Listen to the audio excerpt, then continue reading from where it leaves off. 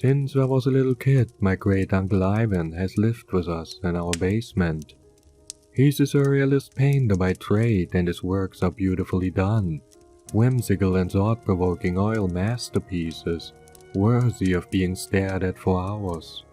Each time I look at one of his paintings, I find something new that I never noticed before. Uncle Ivan is the most talented artist I've ever met, and yet his work is not even known to the most obscure collectors. I wonder sometimes it will be like Van Gogh and nobody will know properly of his genius until after he's gone. When he had a stroke and lost his ability to speak, he began painting obsessively, showing the world the beauty in his mind which would otherwise be lost without words. My parents built him a studio in the backyard for his 70th birthday. They are friends in construction and we have a large property in the country, so they built him a very big studio with high ceilings knowing that he would find a way to utilize every inch available. And utilize it, he did. The walls were painted with white primer and then he set himself to work. Inside the massive space he created another world. Within a year his designs were outlined in black and white, with splashes of colors beginning to be applied in places. Already the overall effect was astonishing. It was like entering the surreal space of his own mind, an Alice in Wonderland world that sparked the imagination and resembled the uncanny landscape of dreams long forgotten. It was when the colors were completely filled in that the illusion became complete. And one day I went outside to his workspace in the backyard to find that he had vanished. He was gone and I could make no sense of it. "Uncle Ivan?" I called out in the empty echoing studio, but he didn't answer. I gazed around in total wonderment at the huge room he had painted once again.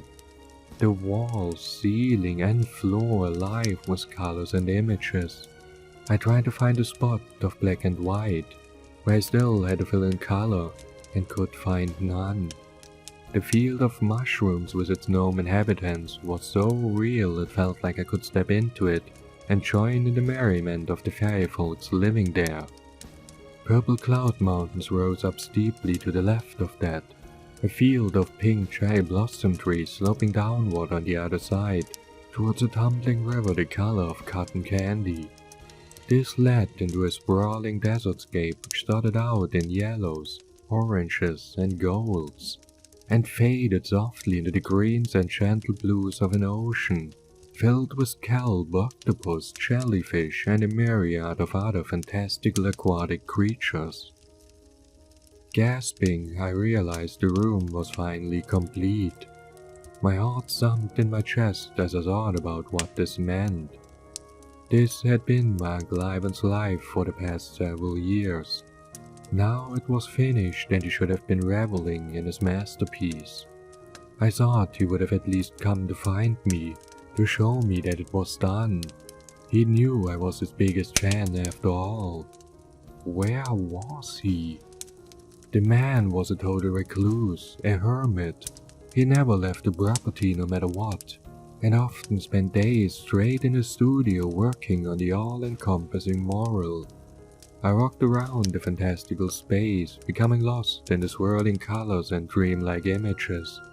Even the floors were painted, making it feel like we were completely immersed in the beautiful fantasy world my uncle had created. A sound of birds chirping came from nearby and I looked up with surprise, wondering how they could have gotten into the workshop. When I gazed up and looked around, my heart skipped a beat, and then another. My knees buckled and I sat down hard, my jaw snapping shut with the impact. Dew moist grass was beneath me, despite never having left the studio.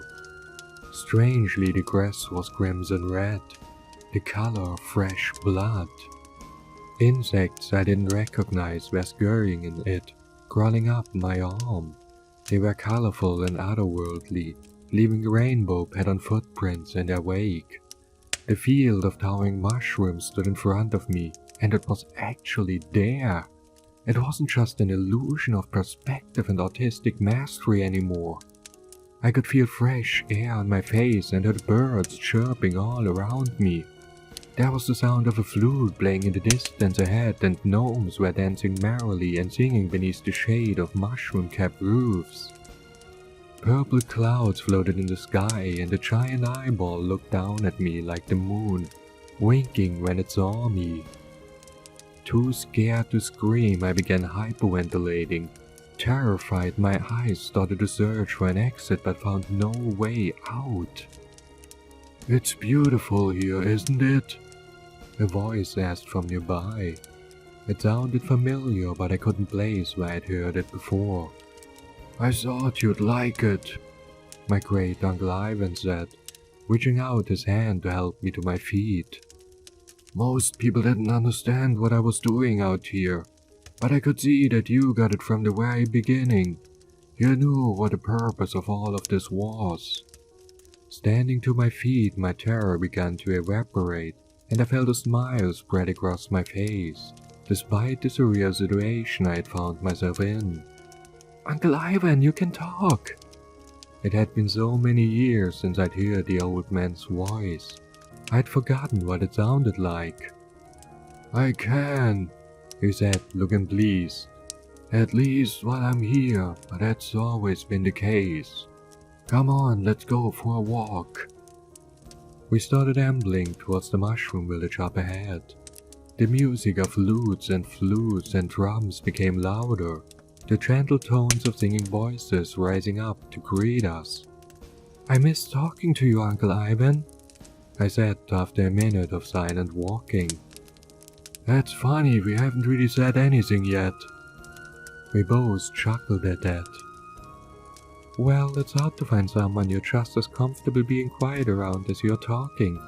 And to be honest, I'm not sure what to say after seeing all this. How long have you been coming to this place?" "Off and on for about a year. It was more off than on at first. Every time I came across a patch of black and white, it brought me out of it again. But the more I filled in, the longer I got to stay." I thought about this for a minute. "It's all the way filled in now. Does it mean—" Before I could finish my thought, he interrupted, pointing up at the sky and putting his arm around me. "Look, Jordan, it's the spectral dragon. That's what I've been calling it anyways." A creature came up over the purple cloud mountains like the sunrise, and then came crashing down the hills towards us, sending a flurry of cherry blossoms fluttering in the air like butterflies. The dragons reminded me of a kaleidoscope as it morphed into every color of the rainbow, before rising up on an air current at the last possible moment, narrowly avoiding crashing into the mushroom forest below. Its long, snaking body extended for miles and was soon lost above us in the clouds. A few moments later, the skyward cherry blossoms fell around us like snow, and continued in that way for a while afterwards, until the ground was pink with them. We kicked them up in the air with our feet as we walked like fallen leaves in autumn. The gnomes didn't even interrupt their song, as if such things were an everyday occurrence, and I realized they probably were.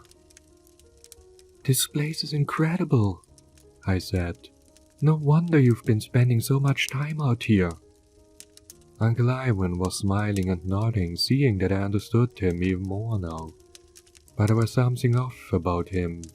He had lost weight, his face looked skeletal and thin. The change had been so slow I'd barely noticed it, since I came out to his workshop pretty much every day. But he previously had chubby cheeks and a belly which overhung his belt. Now those things were gone, and he appeared gaunt and pale. "Come on, I'll show you my house," he said, laughing and taking my hand. "Your house?" He led me up the slope towards the mushroom village. The stalks of the fungi had windows and doors carved into them with care, and the quaint community reminded me of the downtown of a small medieval village. There were rustic shops with tables out front, a blacksmith and a market stall with fruits and vegetables. Gnomes were going about their lives in harmony and happiness. "In here," Uncle Ivan said, opening the squeaky door at the base of one mushroom. He ducked his head and went inside through the low entryway, and I followed after him. Once inside, I saw a tastefully decorated room with furnishings in purple, orange, and gold. There was no indication we were inside a mushroom. It just looked like a regular house, only circular instead of square. He went over to a large cabinet and began to pull things from his pockets, shoving them inside the drawers. "Just a minute, let me get organized," Uncle Ivan said. He took a large worn beetle from one pocket of his bathrobe and stuffed it into a drawer, then started searching through the other drawers for something. I saw a purple octopus poke its head out of one and he crammed it back inside. Another drawer sounded like it contained a swarm of bees, while another made a sound like a train whistle and the roar of a locomotive coming down the tracks. Uncle Ivan slammed that one shut quickly, as the chugging, rattling noise of an approaching train became so loud it threatened to burst my eardrums. He pressed a sigh of relief, then opened the bottom drawer, retrieved the polka dot umbrella and unfurled it. A dozen frogs fell out from the folds and began hopping around on the floor, but he ignored them. "Okay, all set. How about some breakfast?" The two of us set out on the town and met gnomes on the way to a tea shop. They were singing Uncle Ivan's praise, literally. They had written several songs about him. Most seemed to proclaim him as a savior and a hero, vanquishing an evil enemy which came in the night. "What's with the creepy songs?" I asked him as we took a seat at a table outside the tea shop. "They keep talking about a monster in the night. That's not real, is it? I mean, I thought this place was all about peace and beauty." "You can't have good without evil," my Uncle Ivan said, raising his hand to call over a gnome waiter. "Yin and yang. Need one to have the other. This place couldn't be what it is without an evil underbelly. For heaven to exist, there must be hell after all." Our waiter quickly poured our tea, then hustled away, his eyes fearful and his hands shaking as he overheard our conversation. Another member of the waitstaff brought a platter of biscuits and cakes, then hurried off as well, looking similarly frightened by the subjects we were speaking about. "Does it always come at night, the monster in the songs?" "Always, but it's okay, I know how to take care of it. I always protect the villagers here. They need me to protect them. I am their savior." His eyes looked to be gazing far in the distance past me, and I was suddenly worried again for my Uncle Ivan. I took a sip of the tea, but it didn't quench my thirst. I ate one of the cookies as well, but felt no less hungry afterwards. My Uncle Ivan ignored all the items in front of us, choosing instead to stay off in the distance. And once again I remarked to myself how thin he looked, how unwell. Despite the beauty of his creation, despite the absolutely remarkable nature of it all, I was suddenly feeling scared. Not just for my uncle, but for me. I wanted to go home. I wanted to get out of this place. Opening my mouth to speak those thoughts aloud, it suddenly grew dark in the mushroom village and the surrounding fungi forest. A huge black cloud filled with booming thunder was rolling over us, and rain began to pour down, drenching us immediately. Gnomes ran into their houses and slammed the doors and windows closed. Open signs were pulled down from shop windows, and ones saying closed replaced them. And yet still my Uncle Ivan stared off into the distance. "Uncle Ivan," I said, grabbing his shoulder, squeezing it. "Uncle Ivan, are you there?" My heart started pounding faster as his glazed eyes remained fixed on some invisible object in the distance. For a second I thought he would stay like this forever, but then he blinked and focused on me again. "Oh, sorry, I must have been lost in my thoughts." He looked around and saw the darkness and the rain and stood up quickly. "Dear, oh dear, we should go. Quickly now, come on. Let's get back to the house before it's too late." I thought at first he was talking about going back to the real world and nearly jumped for joy. I followed after him in the pounding rain and splashed through mud puddles as he led me back to his safe house inside the mushroom. It was only once we were inside that I heard the sounds coming from nearby, growing louder and more distinct. It sounded like the floor shaking approach of a bear or a lion stalking towards us. My uncle grabbed a large wooden plank from behind the couch and brought it over to the door quickly, his eyes wide and fearful. "Help me with that, quickly! They'll be here any second now!" I hesitated, feeling as if something about this was wrong. But then my fear took over and I grabbed the other end of the wooden board and helped him lay it across the doorway, barricading it. A second later, the door began to pound and shake as something tried to force its way in from the outside. It sounded like claws raking across the wood, as the thing roared and banged against the entry with all its might. "What the hell is that thing?" I asked my uncle. He was too busy to answer, searching through his large dresser with its countless tiny drawers. "Where is it? Where is it?" he shouted, pulling open one after another. "It must be here, it has to be." I ran over to him, looking back over my shoulder at the door as it nearly broke in two with the repeated impacts from outside. Now it sounded like not just one creature but several, their claws tearing through the wood like paper. "Uncle Ivan, we have to get out of here, they're gonna kill us."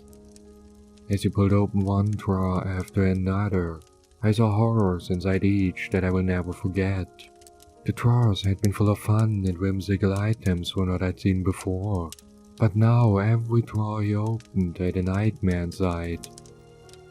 A hooded figure reached out with a skeletal arm, his guise gripped in his bony fist. My uncle slammed the drawer shut before it could emerge. The next had a freakish monster with bulging eyes and squid-like tentacles, which snapped in the air and hissed with a beaked mouth full of many sharp teeth. He closed the drawer hastily as well. The door we had bought shut began to splinter and I could see forms through the growing cracks in the wood. It seemed as if one more impact would break it open and we would be murdered by whatever came inside to greet us. All darkness, fangs and claws by the look of it. My uncle finally found what he was looking for and pulled it out from the dresser drawer, shouting in triumph. "Yes, I found it! Let's get the hell out of here!" It was a paintbrush and an easel.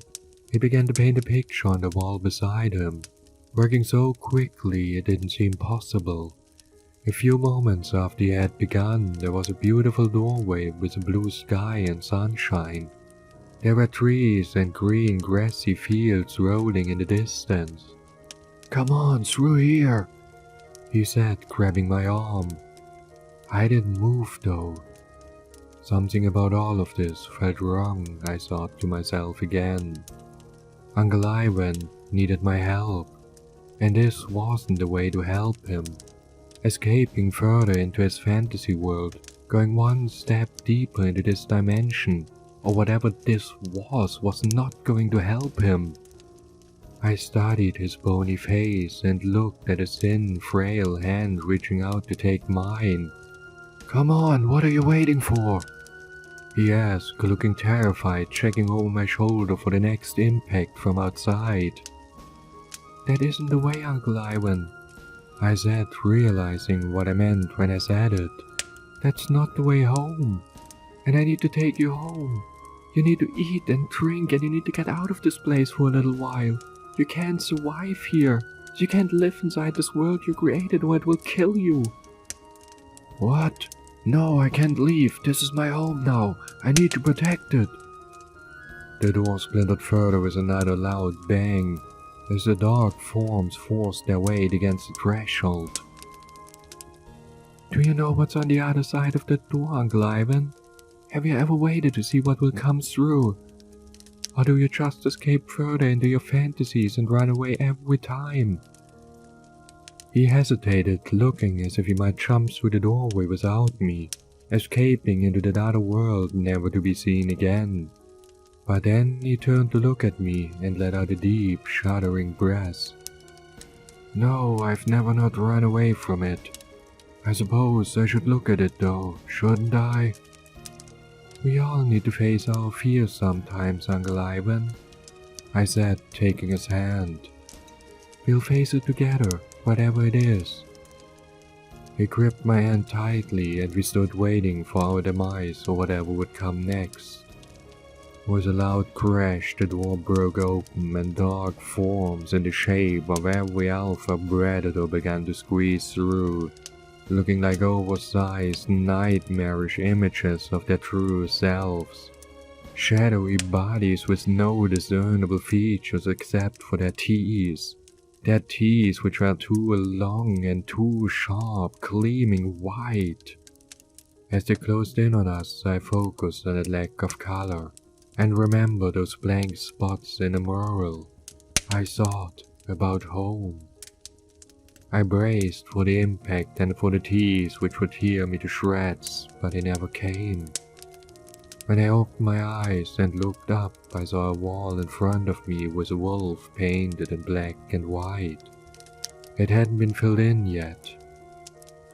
A ray of sunshine was peeking in through the doorway which led outside, and I could hear birds chirping out there. We were back in my great-uncle's studio again, and he was beside me, holding my hand, squeezing it very tightly. Both of us let go at the same time, looking at each other and feeling slightly embarrassed for some reason. As if what had just happened hadn't really happened. Looks like he missed the spot after all, I said to my uncle. He looked back at me and I saw tears in his eyes. He wanted to say something back but couldn't. Instead, he picked up his paintbrush, which was sitting nearby with an easel. Various colors were there on the board, waiting to be chosen to fill in the empty spots, to make the mural really, truly complete. My uncle went over to the spot with the paintbrush in hand, looking ready to fill in the emptiness. As he picked up the brush, his hand started to shake. Maybe from hunger, maybe from something else. I laid a hand on his shoulder, stopping him. Why don't you take a break for a little while, Uncle Ivan? Let's go inside and grab a bite to eat. The mural will still be here tomorrow. He turned to look at me and smiled. Then he set the paintbrush and easel down on the floor again. Putting his arm around my shoulder, the two of us walked out from the paint fumes and into the fresh air of the backyard. You know, I was kinda bummed out when I thought the mural was finished. This project has been such a big part of both of our lives these last few years. Maybe you should just leave that one spot blank, like a signature. A reminder of all the time and effort you put in, here, in the real world. He nodded, his eyes focused and lucid for the first time since I'd seen him that day. Uncle Ivan pointed at a large mountain off in the distance. It took me a second to understand, but I'd always been able to see what he meant in these muted moments, and I did then too. Yeah, like a landmark, so no matter what, you can always find your way home.